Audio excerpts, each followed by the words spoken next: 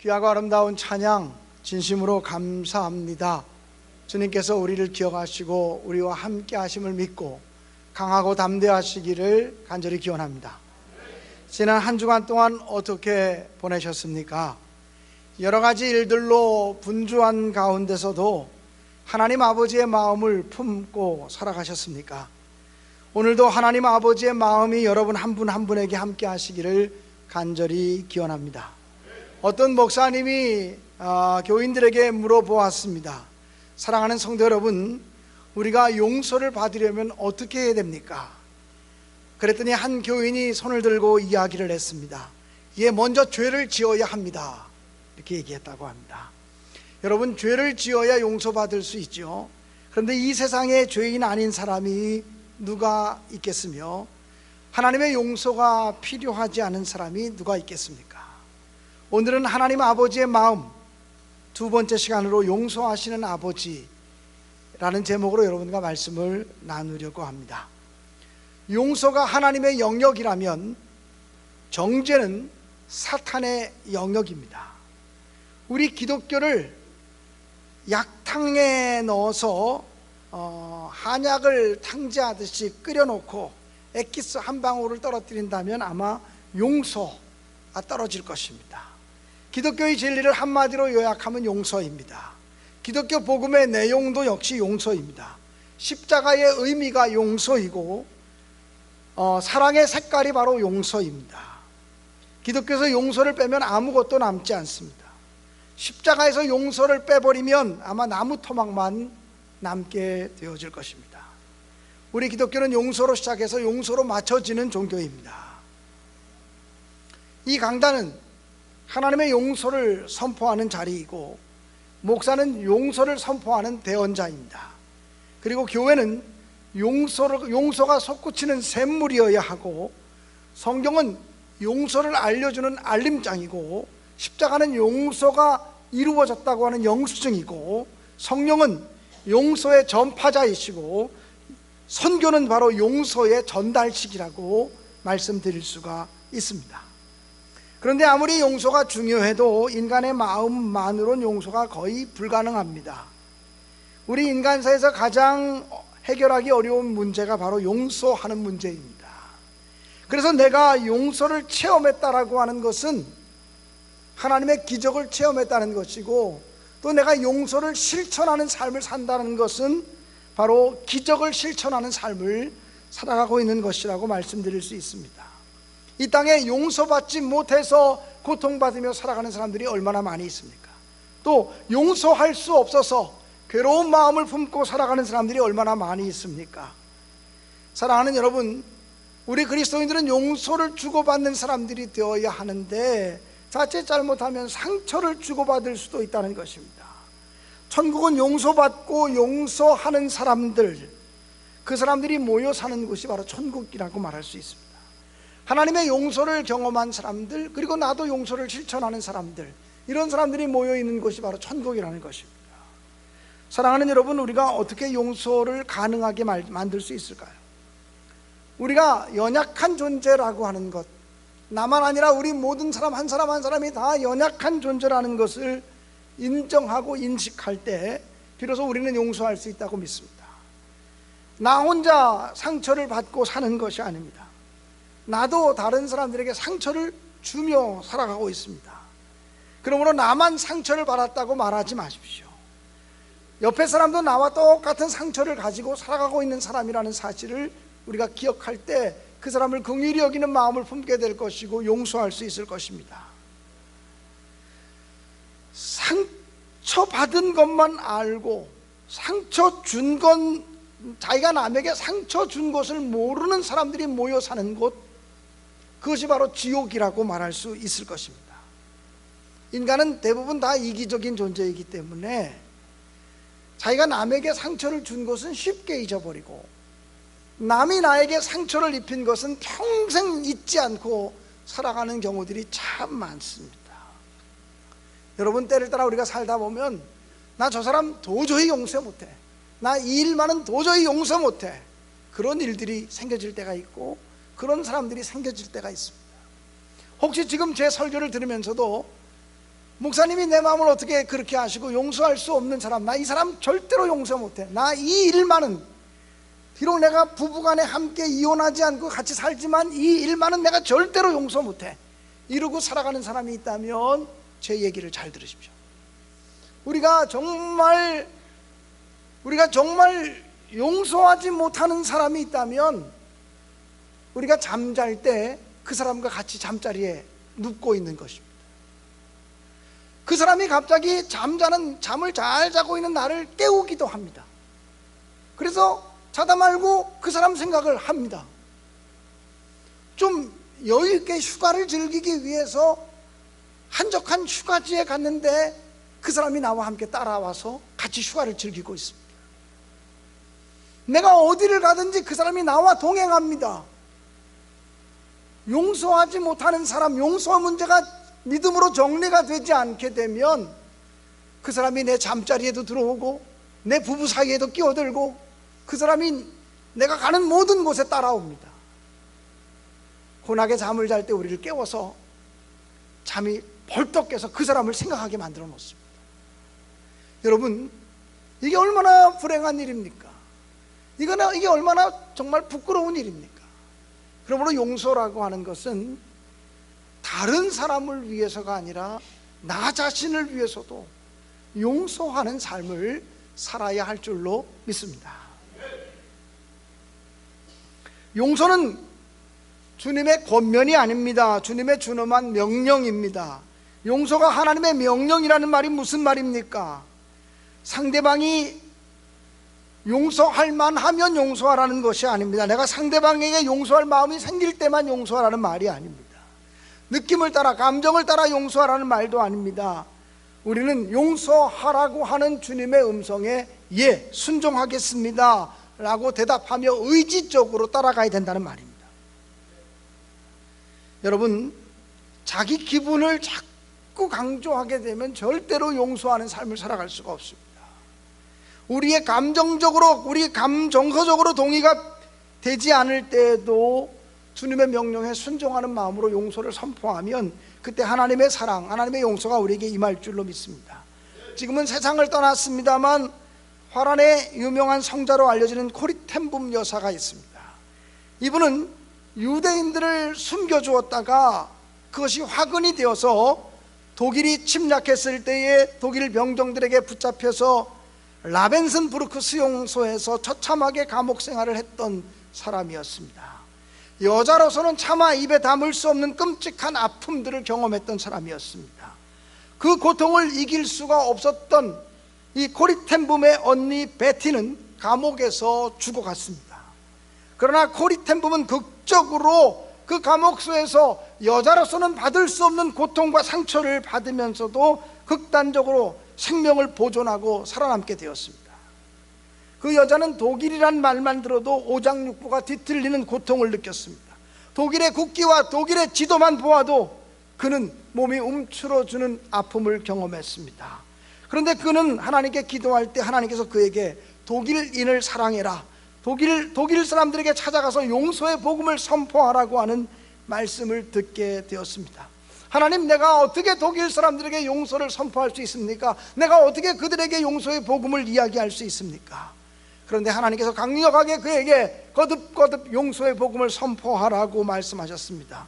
그래서 그는 독일 이곳저곳을 하나님의 명령에 순종하는 마음으로 가서 독일인들 사랑한다고, 독일 사람들을 용서한다고 그렇게 복음을 증거하기 시작했습니다. 하나님이 여러분을 용서하신다고 그렇게 말씀을 증거하기 시작했습니다.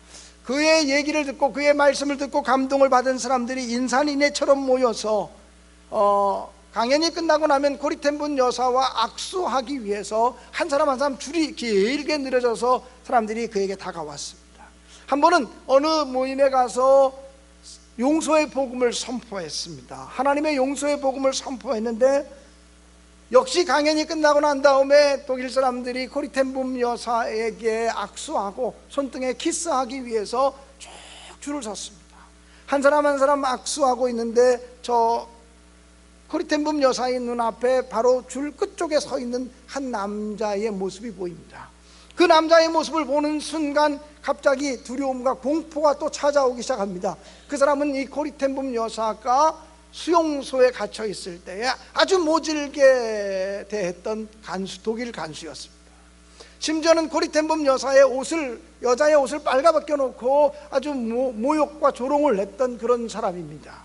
그래서 이 고리텐봄 여사는 한 사람 한 사람 악수하는데 도저히 저 사람만은 용서할 수 없다고 하는 생각을 했습니다.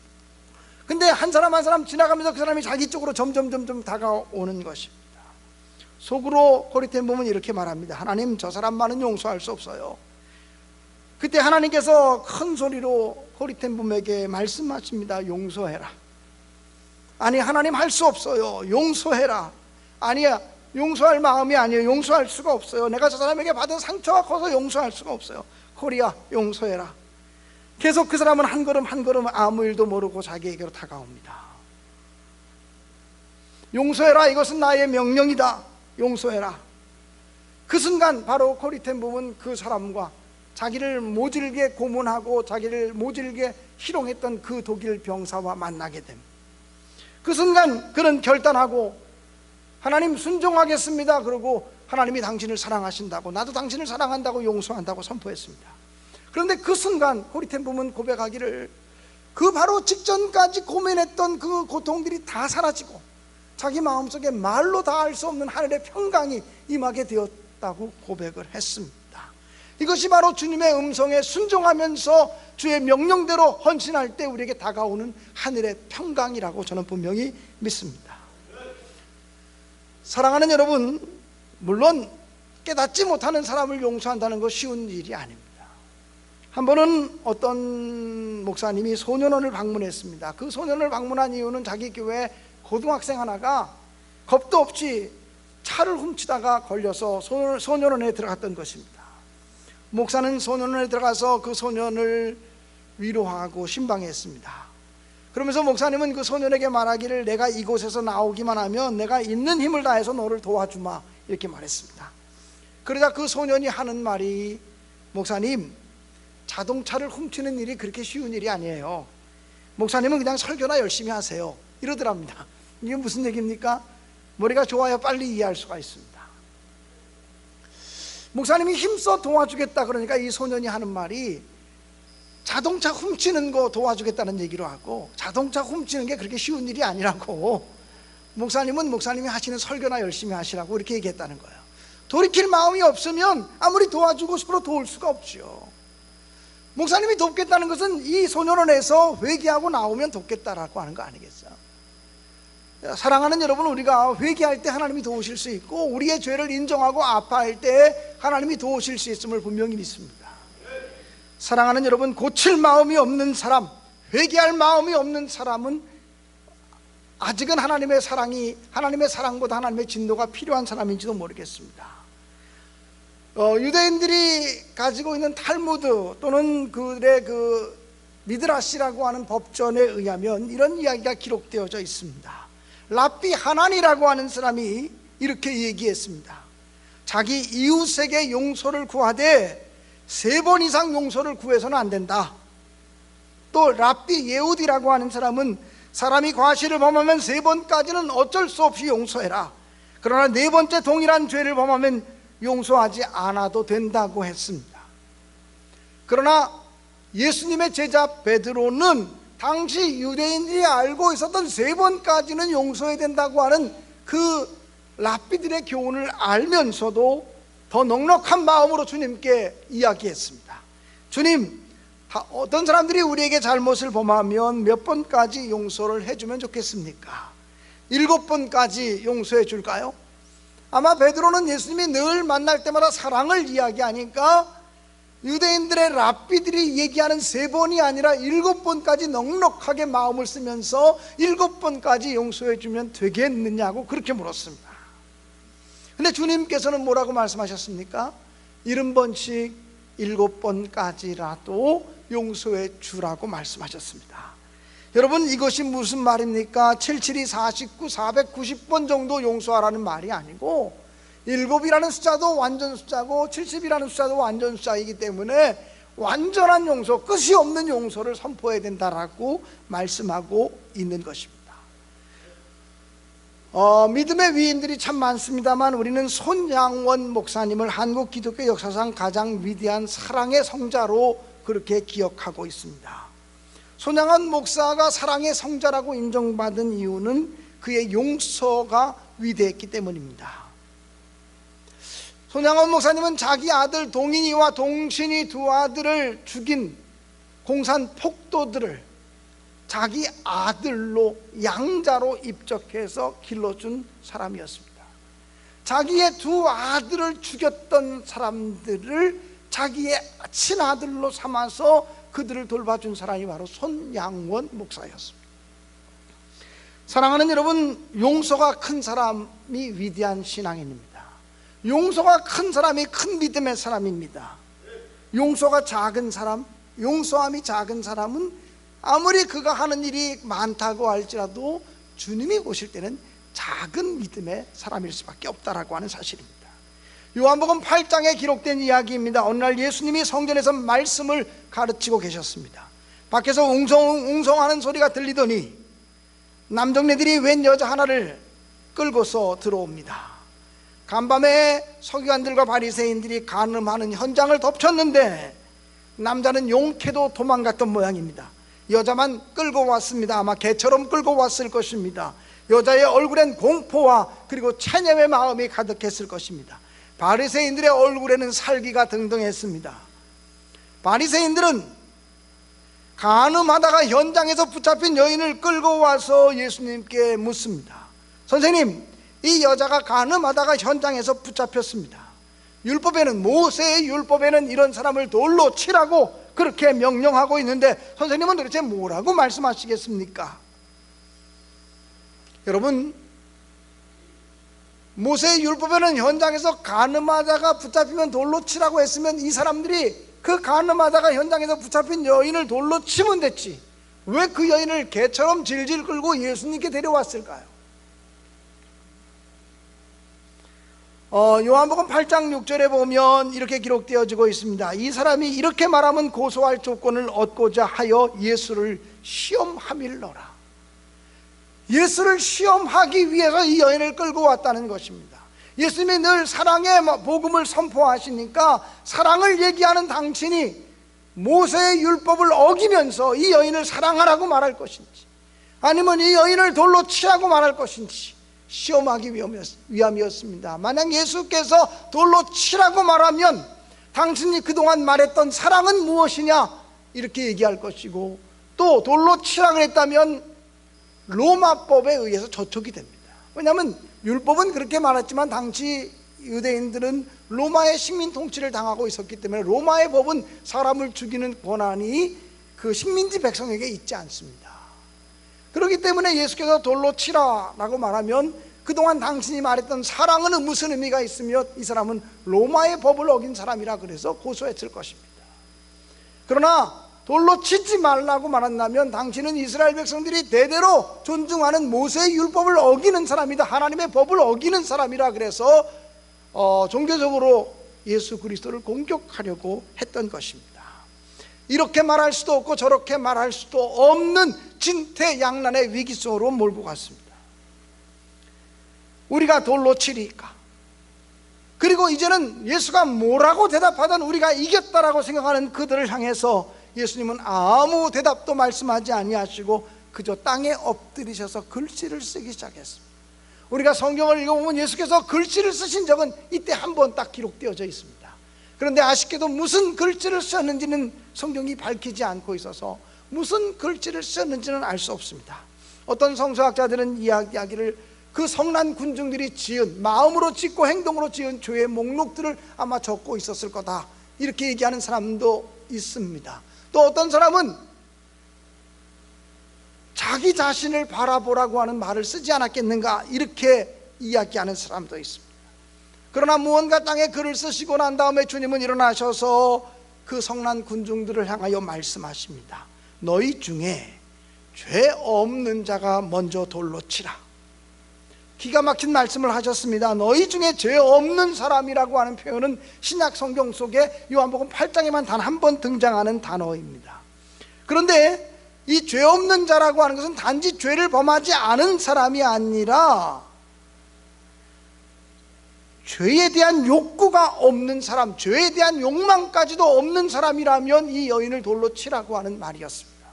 여러분, 이 세상에 죄에 대한 욕망이 없는 사람이 어디 있습니까? 지금 정직하고 의롭고 반듯하게 살아가는 사람이라도 죄에 대한 욕망은 우리에게 늘 있습니다. 한 번쯤 지 멋대로 살고 싶은 죄에 대한 욕망이 우리 모두에게 있습니다. 그런 욕망은 저에게도 있고 우리 모두에게 있습니다. 우리가 죽을 때까지 이 세상을 살아가는 동안 죄에 대한 욕망이 우리에게 여전히 존재합니다. 그래서 우리는 죄에 대한 욕망과 싸워 이기는 과정 속에서 영적 전쟁이 필요한 것이고 하나님의 말씀이 필요한 것이라고 분명히 믿습니다. 사랑하는 성도 여러분, 예수께서 너희 중에 죄 없는 자가, 죄에 대한 욕망조차도 없는 자가 이 여인을 먼저 돌로 치라고 말할 때 성난 군중들은 자기 자신을 보기 시작했습니다. 그리고는 돌을 내려놓고 다 한 사람 한 사람 뿔뿔이 흩어지기 시작했습니다. 그리고 난 다음에 예수님께서는 그 여인을 향해서 이렇게 말씀하십니다. 수치에 떨고 있는 여인, 공포에 떨고 있는 이 여인, 두려움을 가지고 있는 이 여인을 향해서 주님 말씀하십니다. 나도 너를 정죄하지 않는다. 가서 다시는 죄를 범하지 말라. 이렇게 말씀하셨습니다. 나도 너를 정죄하지 않겠다. 다시는 죄를 범하지 말라고 말했습니다. 여러분, 그러면 이 여인이 범한 죄는 어떻게 되는 것입니까? 이 여인이 범한 죄는 예수님이 담당하시겠다는 것입니다.